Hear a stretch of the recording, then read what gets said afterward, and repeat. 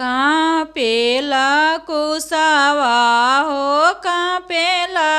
कालासावा कापेली mummy रानी हमार हो कापेला कुसावा हो कापेला कालासावा कापेली मम्मी रानी हमार हो बेटी लिहले कापेले पापा हो आपन पापा कैसे करब धियावा दान हो बेटी लिहले कापेले पापा हो कवन पापा कैसे करब कन्यादान कैसे करब कन्यादान आंगन बीचे बैठी के रोवेली दुलारी बेटी पापा जी से अरज हमार आंगन बीचे बैठी के रोवेली दुलारी बेटी पापा जी से अरज हमार जैसे के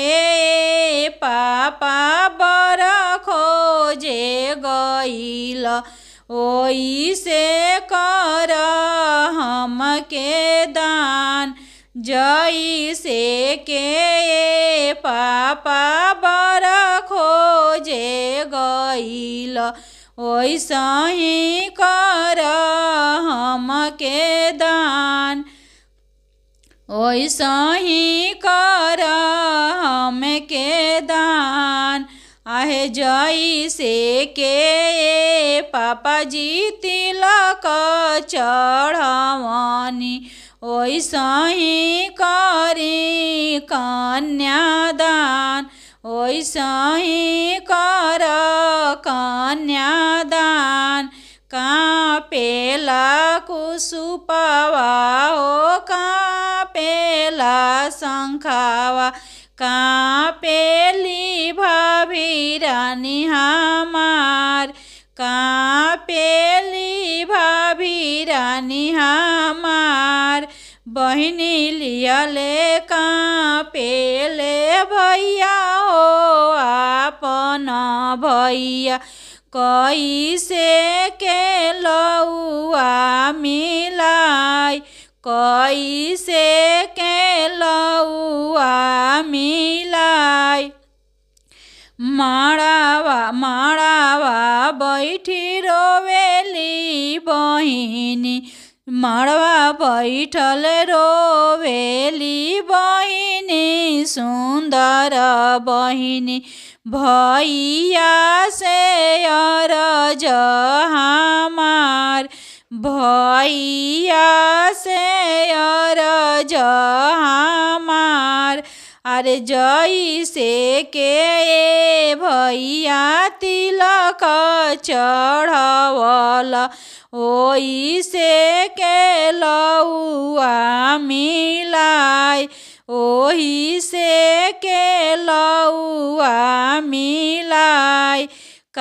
कापेला बांसवा हो कापेला